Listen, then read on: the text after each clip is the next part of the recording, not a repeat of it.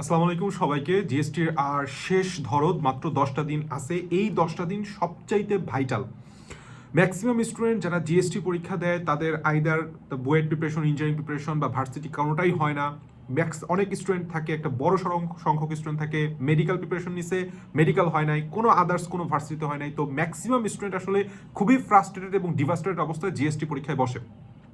খুব হাতে গোনা অল্প কয়েক পার্সেন্ট হয়তো বা হবে যারা অ্যাকচুয়ালি জিএসটির জন্য খুব ভালোভাবে প্রিপারেশন নিয়ে চান্স পাওয়ার মতো করে পড়ছে। ম্যাক্সিমাম স্টুডেন্টই আসলে ওই মানে ঘষা মাজার উপর আছে, হয়তোবা শেষ যেই পরীক্ষাটা দিছে তারপরে আর জিএসটির জন্য খুব বেশি ভালো করে পড়া হয় নাই।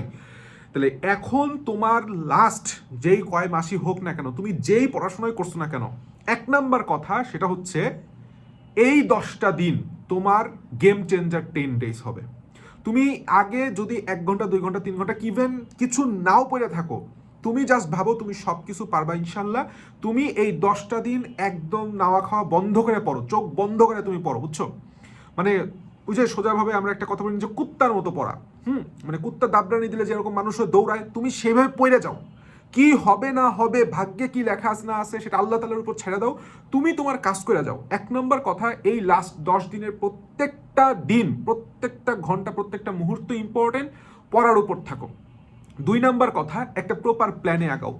এই লাস্ট 10 দিন যে সুন্দর করে একটা রিভিশন দিয়ে যাইতে পারবে পরীক্ষার হলে, একটা প্রপার প্ল্যান ওয়াইজ, সে ইনশাল্লাহ চান্স পাওয়া যাবে। প্ল্যানটা কিরকম হওয়া উচিত? আমি তোমাদের জায়গায় হলে কি হইতাম, যেহেতু আমার ম্যাক্সিমাম স্টুডেন্ট হচ্ছে মেডিকেল বেসড, তো অসংখ্য স্টুডেন্ট আমার ব্যাচেলর স্টুডেন্ট হোক, চ্যানেল স্টুডেন্ট হোক, জিএসটিতে দিবে যারা মেডিকেল ব্যাকগ্রাউন্ড, অর্থাৎ মেডিকেল প্রিপারেশন ছিল বাট মেডিকেল হয় নাই। তাদের উচিত তাদের এই যে ফিজিক্স, কেমিস্ট্রি, ম্যাথ, বায়োলজি বা অন্যান্য যেটা যদি বাংলা ইংলিশ দাগাও, এর মধ্যে সবচেয়ে স্ট্রং পয়েন্ট তোমার কোনটা? ধরো সে টু সে আমার বেলায় হলে আমি বায়োলজি। তাহলে তোমার টার্গেট হইতেছে একটা সিট আগে কনফার্ম করা। সিট কনফার্ম করতে হলে জিএসটিতে কত পাইতে হবে 50 মার্ক ধরো, তাহলে 50 মার্ক টার্গেট। তাহলে 25 25 25, 4টা 4 25 100 তোমার টার্গেট থাকবে। বা আমি তোমাদের জায়গায় হলে আমার যে স্ট্রং সাবজেক্ট বায়োলজিতে আমি টার্গেট করতাম 25-20+। তাহলে 50 থেকে 20 কেটে দাও 30। বাকি কেমিস্ট্রিতে তুমি যদি 14-15 করে তুলতে পারো, বাকি দুইটা সাবজেক্টে খেয়াল করো, 30 মার্কের মধ্যে যদি কেমিস্ট্রিতে 14-15 তুলতে পারো, বাকি দুইটা সাবজেক্ট মিলে তোমার 16-17-18 তুলতে পারলে ভালো করে একটা সিট কনফার্ম করা যায়।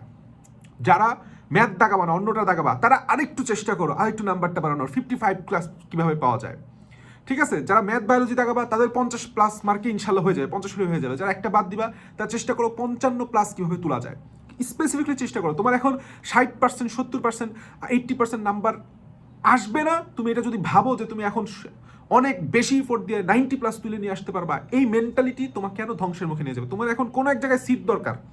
অনেক সেকেন্ড টাইমার্স আছে যারা ভাবতেছে একটা সিট কনফার্ম করে সেকেন্ড টাইম দিবে, তাহলে তোমার একটা সিট দরকার। সিট পাওয়ার জন্য তোমার যদি দুইটা ম্যাথ বায়োলজি দেখাও তাইলে তোমার 50+ ইনশাল্লাহ হয়ে যাবে। যদি একটা সাবজেক্ট বাদ দাও, অন্যটা দেখাও, বাংলা ইংলিশ দেখাও, সেক্ষেত্রে 55+ উইল বি এনাফ ইনশাল্লাহ। তাহলে তোমাকে ফার্স্টে প্ল্যানটা সাজাতে হবে যেটা আমার উইক পয়েন্ট আর যেটা আমার স্ট্রং পয়েন্ট। স্ট্রং পয়েন্টটা আমি সুন্দর মতো করে একবার রিভিশন করে দেবো। অন্তত ধরো বায়োলজির বেলায় যদি আমি বলি, তাহলে অন্তত আমি হাসান এবং আজমলের ইম্পর্টেন্ট যে দাগানো লাইনগুলো আছে একবার হলে রিভিশন দিয়ে যাব, পারলে কিছু প্রশ্ন সলভ করব। কেমিস্ট্রি বেলায় সেম ইম্পর্টেন্ট টপিক, আমি বারবার বলতেছি, এতগুলো ভার্সিটি পরীক্ষা দিছো, যারা মেডিকেল ভর্তি পরীক্ষা দিছো, আদার্স ভার্সিটি পরীক্ষা দিছো, কখনোই কঠিন প্রশ্ন না পারার কারণে তোমার চান্স মিস যাবে না। তোমার চান্স মিস যাবে সহজ প্রশ্ন মিস করার কারণে বা ভুল করার কারণে। তাহলে ইম্পর্টেন্ট টপিক নিজে এতদিন বুঝে গেছো ভাই, তোমার ম্যাচুরিটি আসছে, তুমি এখন এই সাজেশন ওই সাজেশন না ধরে মূল বই, আর তুমি সেই অ্যাডমিশনের শুরু থেকে যেই বই ফলো করো না কেন, সেটা হোক কোনো কোচিংয়ের বই হোক, কোনো জয়কলির বই, অ্যাসপেক্টের বই, কোনো কোশ্চেন ব্যাংক, যাই হোক না কেন, তুমি সেইটা চেষ্টা করো একটা ওভারঅল ইম্পর্টেন্ট টপিক দেখে টপিকগুলো কমপ্লিট করা, টাইপগুলো কমপ্লিট করা, ম্যাথের বেলায় টাইপ কমপ্লিট করা, ফিজিক্সের বেলায় টাইপ কমপ্লিট করা, দ্যাটস এনাফ।